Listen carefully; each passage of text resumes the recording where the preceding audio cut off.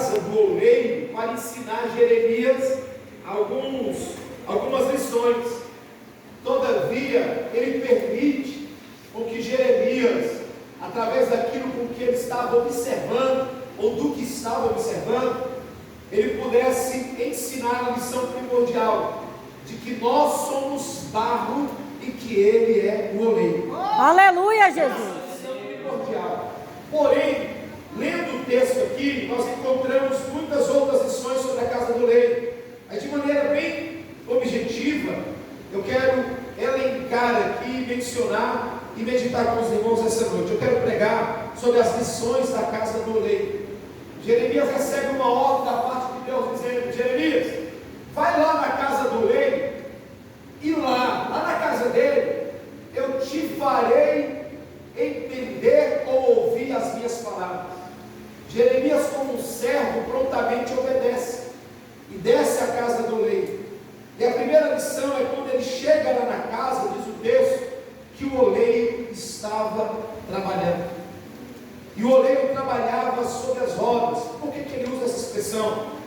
Porque ele utilizava um instrumento que era um pedal que acionava uma madeira menor e tinha outra madeira maior sobreposta sobre a menor, que à medida que o pedal era acionado, era o oleiro que determinava a velocidade do pedal.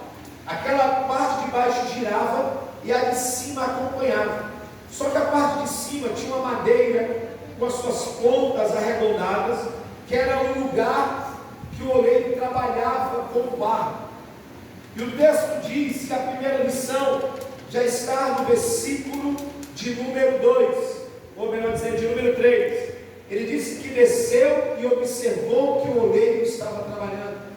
Qual é a primeira lição da olaria, pastor? A lição da casa do oleiro é que o oleiro sempre esteve trabalhando. Aleluia, Jesus! Daqui a pouco a gente volta para casa. Nós vamos enfrentar aí quase 200 quilômetros, né? 200 quilômetros? 200 quilômetros. E eu vou então pegar meu carro na igreja e vou mais 25 quilômetros para minha casa. E eu vou descansar para voltar para a escola dominical amanhã de manhã. Aleluia. Então nós paramos para dormir. Nós paramos para o período de férias. Só que o salmista diz que o nosso Deus, ele não cochila, ele não dorme. Aleluia! Glória a Deus, aleluia! Diz que não sabes, não entendes. Deus não se cansa e não se fatiga. O oleiro sempre esteve trabalhando. Nós que não vemos. Isaías 64, versículo 4, ele diz: jamais se viu, jamais se ouviu falar de um Deus que trabalhe em prol daqueles que nele esperam. Aleluia, Jesus! O oleiro sempre esteve trabalhando. Existem aqueles momentos que parece que está tudo parado, que nós oramos, jejuamos, choramos e parece que o céu não se move. Mas eu venho dizer nessa noite que o oleiro sempre esteve trabalhando. Aleluia!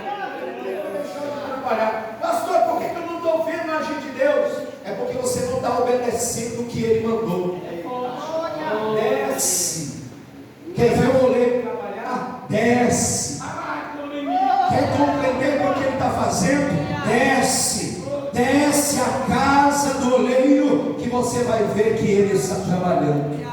Glória a Deus. A palavra de Deus nos diz que quando Elias profetiza que não haverá chuva sobre Israel e nem orvalho, primeiro livro dos Reis, capítulo 17, olha o que Deus fala para Elias: vá até o ribeiro de Querite, beba da água do ribeiro. Aí ele diz assim, versículo 4: ordenei os corvos que te sustentem.